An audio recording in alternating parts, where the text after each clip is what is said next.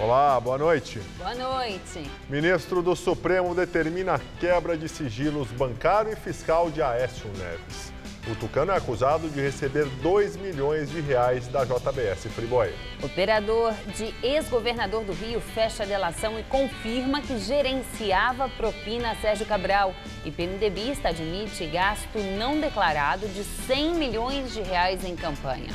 Supremo diz que assembleias legislativas não podem rever prisão de deputados estaduais. E presidente afastado da Alerj, Jorge Pisciani, e deputados Paulo Melo e Edson Albertassi são denunciados por corrupção. O presidente da Petrobras diz que a empresa foi roubada por uma quadrilha e recebe da Lava Jato R$650 milhões que foram recuperados. Você acompanha essas e outras notícias após o intervalo. Até já! Quem tem conta no Bradesco conta com muitos benefícios. Conta com isenção da tarifa da conta corrente por perfil. Conta com 3G grátis para qualquer transação pelo app. Acredita? Contrata crédito consignado direto pelo app e ainda concorre a 1 milhão em prêmios. E tem mais, conta com desconto no cinema, no refri e até na pipoca. Demais, né? Ó, vai começar. Quem tem conta no Bradesco conta com muitos benefícios para seguir em frente. Bradesco, pra frente. Nós somos movidos por perguntas. Mas perguntas difíceis exigem respostas complexas. Como extrair petróleo em grandes profundidades? Como inspirar as pessoas a movimentar suas vidas? Conhecimento é a grande energia que movimenta o mundo. Então, vamos celebrar o conhecimento e estimular aqueles que movem o mundo adiante. Vamos inventar? Uma jornada pelo conhecimento. Petrobras.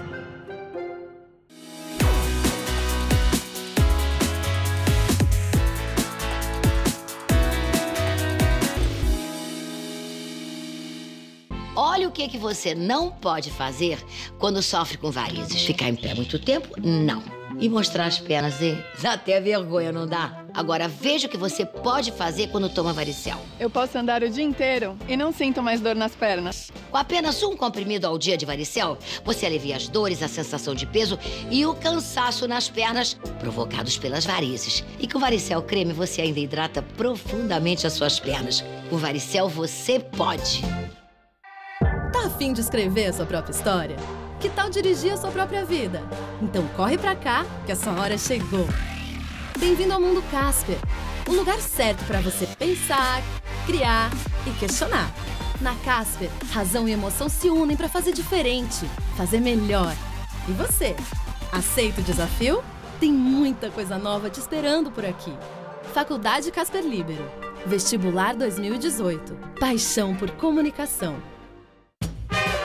No Todo Seu de hoje, vamos ter uma verdadeira aula sobre as joias brasileiras. Quais são as pedras mais usadas por aqui? Como tem sido a evolução do nosso design? Quem adora saber tudo sobre os bastidores da TV não pode perder o papo com Esther Rocha. E eu recebo ainda o chefe brasileiro que é o maior sucesso nos Estados Unidos, o Thiago Silva. Todo Seu, hoje, 10h30 da noite. Claro, estou te esperando, né?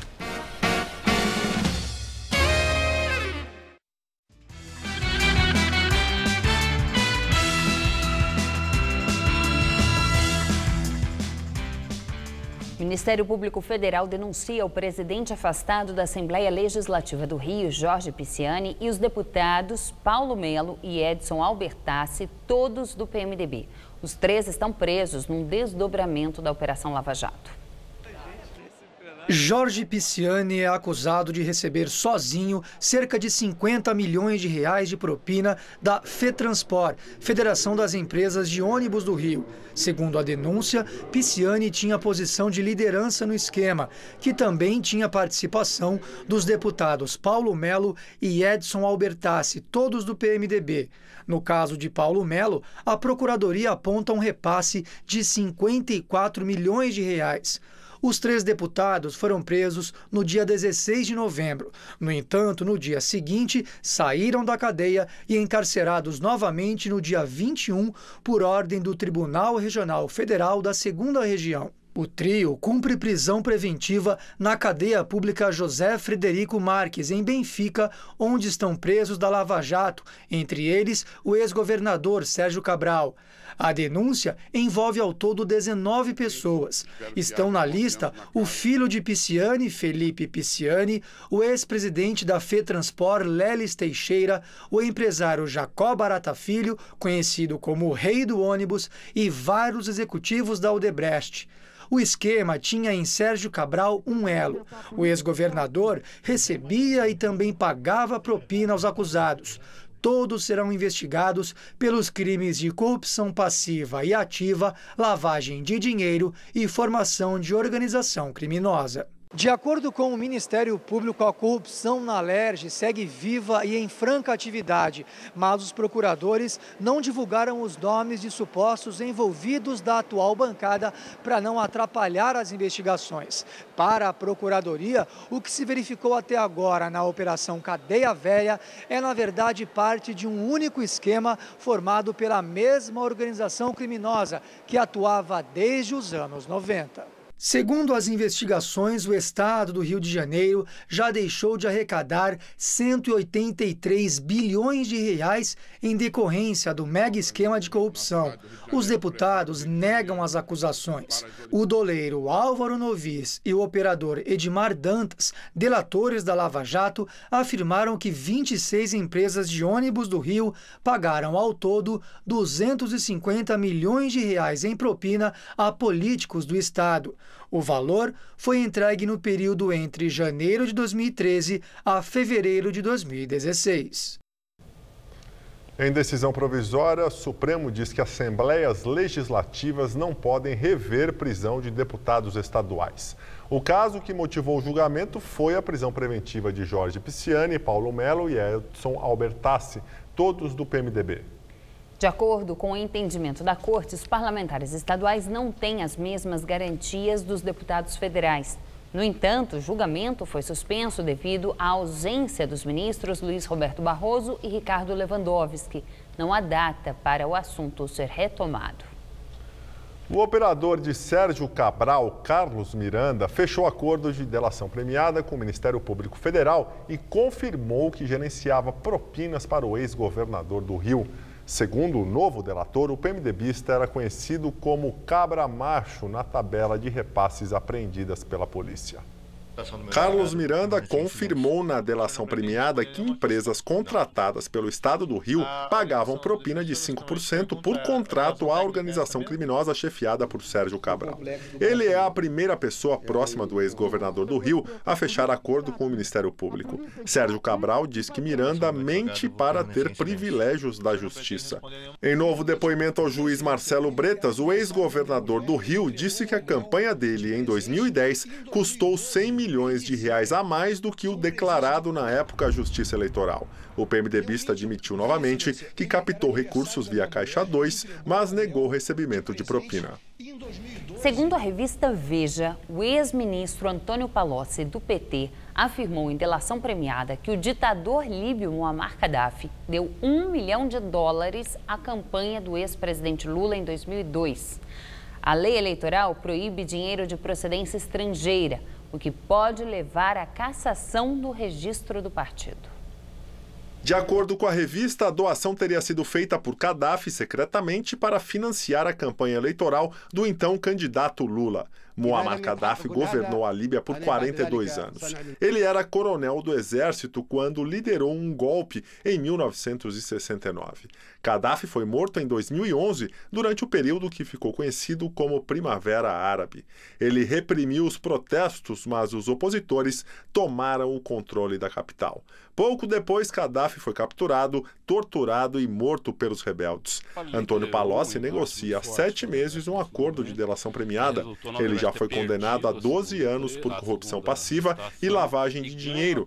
Em troca de redução de pena, um dos homens de confiança de Lula deve contar detalhes de crimes dos quais participou.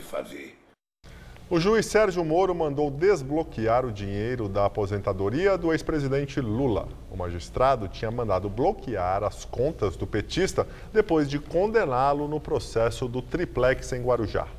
No entanto, outros 9 milhões de fundos de previdência continuam bloqueados. Para Moro, a defesa do ex-presidente ainda precisa comprovar que a origem desse dinheiro é lícita.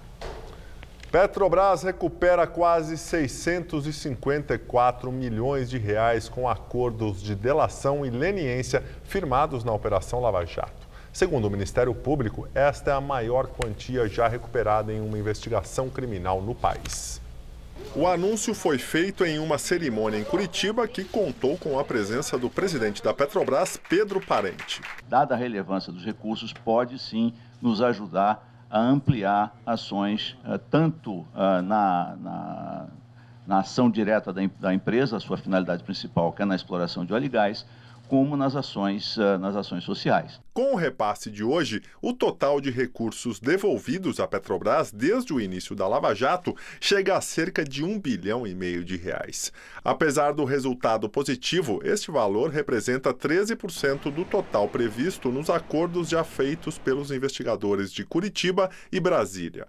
Ao todo, já foram firmados 163 acordos de delação premiada e 10 de leniência, que prevêem um retorno de 10 bilhões e 800 milhões de reais aos cofres públicos. A colaboração premiada só é feita quando ela implica uma maximização da responsabilização dos criminosos e uma maximização da recuperação dos valores desviados. Ou seja, é um instituto utilitário em que se troca algo por muito mais. O ministro do Supremo Tribunal Federal, Marco Aurélio Mello, quebrou o sigilo fiscal e bancário do senador Aécio Neves, do PSDB. O período alcançado pela medida vai de janeiro de 2014 até maio deste ano. O objetivo é rastrear a origem e o destino do dinheiro supostamente ilícito. A quebra de sigilo se estende a outros investigados na Operação Patmos, entre eles a irmã de Aécio, Andréa Neves. Ao pedir a quebra do sigilo bancário e fiscal de Aécio Neves e dos demais investigados, o Ministério Público afirmou que os crimes teriam ocorrido durante as investigações de delitos graves praticados através de autênticas organizações criminosas enraizadas no poder público, envolvendo algumas das mais altas autoridades do país. Os procuradores querem analisar a movimentação de valores em suas contas correntes, eventuais saques ocorridos, assim como o padrão de vida desproporcional aos rendimentos auferidos pelos investigados. O ministro Marco Aurélio acatou o pedido em relação ao senador, à irmã dele, Andréa Neves, ao primo do senador Frederico Pacheco, ao ex-assessor parlamentar Menderson Souza Lima e a 3 empresas que estariam envolvidas no esquema. Em outra decisão, Marco Aurélio derrubou medidas cautelares a que estavam submetidos Andréa Neves, Frederico Pacheco e Menderson Souza Lima. Os 3 ficaram liberados da prisão domiciliar e do uso de tornozeleira eletrônica. A decisão do ministro Marco Aurélio Mello retira ainda as medidas cautelares que tinham sido impostas a eles, como a proibição de sair do país, a obrigação de entrega do passaporte e também a restrição de manter contato com outros investigados, entre eles o senador Aécio Neves. As únicas exigências são que os investigados informem endereços de residências, eventuais mudanças e atendam aos chamamentos judiciais. Na decisão, o ministro alega a longa duração das medidas, que ganharam contornos de prisão mitigada, e que a denúncia com relação aos 3 ficou restrita à corrupção passiva em coautoria. Andréa Neves, Frederico Pacheco e Menderson Souza Lima foram denunciados por corrupção passiva em junho deste ano, ao lado de Aécio Neves. Ao senador Tucano também foi imputado o crime de obstrução de justiça. Eles são investigados por causa da delação premiada do empresário Joesley Batista, da JBS Friboi, que disse ter sido procurado por Andréa, que teria pedido dinheiro em nome do irmão. Segundo a denúncia, Andréa e Aécio solicitaram a Joesley R$2 milhões em propina, valor que foi efetivamente pago em 4 parcelas de R$500 mil, que foram recebidas por Frederico e Menderson. E agora vamos ao comentário de política com José Neumann Pinto. O ministro Marco Aurélio Mello decretou a quebra do sigilo das contas bancárias de Aécio Neves até o dia 9 um dono afastado do PSDB. Isso depois de ele ter liberado Andréa Neves dos incômodos de uma prisão domiciliar. Eu achei interessante que o doutor Toron, que é advogado do Aécio, não criticou, como por exemplo o Lula faz com o Moro, o Marco Aurélio. Ao contrário, o elogiou. O que me levou a deduzir que essas contas do Aécio não tem lá grande coisa para serem conhecidas pela sociedade, não é verdade? O Supremo não costuma agir contra os seus padrinhos políticos, né? Por exemplo, o Gilmar Mendes, ao participar da eleição de Luiz Fux para o lugar dele na presidência do Tribunal Superior Eleitoral, disse que parlamentar não devia ser preso nem em flagrante. Olha só, hein? Isso é que é impunidade. E o eleito defendeu de forma bastante cândida a tentativa de censurar previamente redes sociais na eleição. Quis fantasiar, colorir um pouco, enfeitar o pavão, mas sabe qual é o nome disso? O nome disso é censura. Censura. Censura. Muita gente acha que o Supremo é inútil. Não, não é não. O Supremo é um atrapalho para a democracia em nome da lei e da justiça. Bom, eu volto terça-feira que vem, direto ao assunto. Em té. Ministério Público apresenta nova denúncia contra o ex-ministro e ex-presidente da Câmara dos Deputados, Henrique Alves, do PMDB. Desta vez, ele é acusado de lavagem de dinheiro. Segundo os procuradores, o político recebeu propina ligada às obras do Porto Maravilha, no Rio de Janeiro, e enviou o dinheiro para paraísos fiscais. De acordo com o Ministério Público, a construtora carioca desviou R$1.600.000 para contas do ex-ministro no exterior, a pedido de Eduardo Cunha. Alves está preso no Rio Grande do Norte desde 6 de junho. Ele nega as acusações. O presidente Temer chama Rodrigo Maia ao Palácio do Jaburu para recontar votos a favor da reforma da Previdência. Ontem, o presidente da Câmara, Rodrigo Maia, do DEM, criticou a divulgação do número de votos. Ele acredita que isto é uma pressão em cima dos deputados. A reunião no Jaburu é para tentar chegar num acordo se a matéria vai entrar na pauta de votação. O objetivo do governo é aprovar a matéria na Câmara ainda neste ano. Mas sem os votos necessários, alguns líderes da base governista já falam que a proposta de reforma só deve ser votada na Câmara na última semana do recesso legislativo. A previsão é dia 19. Com isto, o Planalto ganharia tempo para atrair mais apoio. O Palácio busca 308 votos. Durante jantar com aliados, Temer pediu empenho para atingir um número favorável e declarou que o momento da reforma avançar é agora. Ele afirmou que não se pode ter a ilusão de que a proposta vai passar na Câmara no início de 2018, um ano eleitoral. O receio dos parlamentares é que a matéria seja impopular, uma vez que os deputados vão tentar a reeleição no ano que vem. O ministro do Planejamento se mostrou confiante que a reforma da Previdência seja aprovada ainda em 2017. Para Diogo Oliveira, o texto que está em discussão é palatável do ponto de vista político. É errado dizer que sem o avanço das agendas de reformas, nós teremos uma redução forte das expectativas de crescimento para os próximos anos. Já o presidente da Câmara, Rodrigo Maia, reconheceu a dificuldade de atrair aliados. Ele disse que se tivesse mais 4 semanas, a reforma seria aprovada na casa. Se esse debate não puder acabar esse ano, ele vai ter que continuar. Ele vai continuar no início do ano que vem, ele vai continuar na eleição, até que a gente consiga construir uma maioria, né, que entenda que as contas públicas, né, o equilíbrio fiscal não é uma questão ideológica, é uma questão de equilíbrio e racionalidade. É isso que a gente precisa fazer. A Polícia Federal, a Controladoria Geral da União e o Tribunal de Contas da União deflagraram hoje uma nova operação na Universidade Federal de Santa Catarina, 2 meses após o suicídio do reitor da instituição, Luiz Carlos Cancelheira. A operação de hoje foi chamada de Torre de Marfim. Foram expedidos 14 mandados de busca e 6 de condução coercitiva. Os investigados ouvidos são servidores e empresários de Florianópolis e Balneário Camboriú. A operação investiga a prática de fraudes em licitação na contratação de empresas fantasma ou de parentes de gestores, supostos desvios de recursos e enriquecimento ilícito. A polícia afirma que alguns servidores têm patrimônio incompatível com o salário.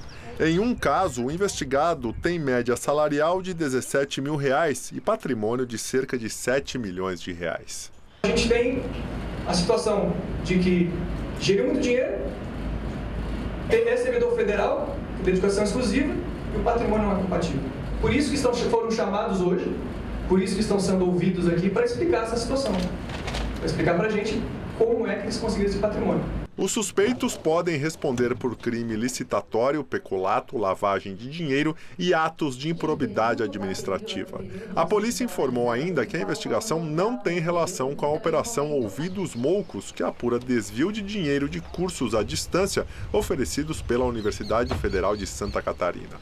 Depois de ser preso em setembro e liberado nesta operação, o reitor da universidade, Luiz Carlos Cancelier, se suicidou no dia 2 de outubro. O reitor era investigado por suposta tentativa de atrapalhar as investigações. A polícia abriu sindicância para investigar a conduta de agentes federais em ação na universidade.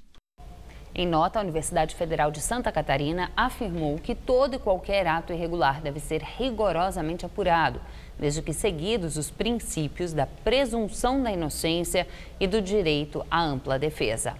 O texto diz ainda que a instituição rejeita a ação apenas espetaculosa e midiática, exemplo do que viveu recentemente e cujo trágico desfecho é de conhecimento de toda a sociedade. Ao menos 100 pessoas ficaram feridas nos confrontos de hoje na Cisjordânia e na faixa de Gaza, depois do grupo palestino Hamas convocar um novo levante contra israelenses. A violência começou um dia depois de Donald Trump reconhecer Jerusalém como a capital de Israel. Sob gritos de Jerusalém é a capital do Estado palestino, parte dos manifestantes jogaram pedras nos soldados israelenses que revidaram com balas de borracha e bombas de gás. Novas manifestações foram anunciadas para amanhã, numa convocação para mais um dia de raiva contra Israel, segundo o grupo palestino. A nova onda de protestos e violência vista nesta quinta-feira faz aumentar o medo de que o reconhecimento norte-americano não só ameace as chances de um acordo de paz entre palestinos e israelenses em negociação há pelo menos 20 anos, mas fortaleça o discurso radical islâmico e gere uma escalada da violência no Oriente Médio. Para o professor especialista em conflitos na região, Sidney Ferreira Leite, a decisão de Trump pode resultar em novos ataques terroristas em todo o Ocidente. O Hamas, o Hezbollah, a Al-Qaeda, o próprio Estado Islâmico, que agora está em recuo, né? Eles agora têm uma razão, uma argumentação, né, para defender as suas ações belicosas. Mesmo em meio às fortes críticas pela decisão, o primeiro-ministro israelense Benjamin Netanyahu garantiu hoje que outros países podem seguir o exemplo americano e transferir a embaixada para a cidade, mas não revelou quais seriam os países que estudam a medida. Aqui no Brasil, Itamaraty se pronunciou por nota esta tarde e reiterou a posição defendida há anos de que somente um acordo bilateral equilibrado sobre o status da cidade de Jerusalém será aceito. Apesar disso, lideranças evangélicas que vêm cada vez mais estreitando laços com o Estado israelense já pressionam para que o governo mude sua postura em relação a Israel. Representantes do Grupo Parlamentar de Amizade Brasil-Israel, um dos maiores do tipo no Congresso, e da Frente Parlamentar Evangélica, já se reuniram com o ministro do Exterior, Aloysio Nunes, para apresentar a proposta de que o Brasil deixe de votar a favor de resoluções da ONU que condenam atitudes de Israel em relação à cidade e aos territórios ocupados da Palestina. Se nós tomarmos partido, obviamente a gente joga, né, por terra todo esse passado tão brilhante da nossa diplomacia. Nós ficamos por aqui. A edição de hoje pode ser vista no site do Jornal da Gazeta. Uma ótima noite para você. Até amanhã, Tchau, Gabriel. Ju, até amanhã. Muito obrigado pela companhia. Tenha uma excelente noite. E fica agora com o Rony Von no Todo Seu. Até amanhã.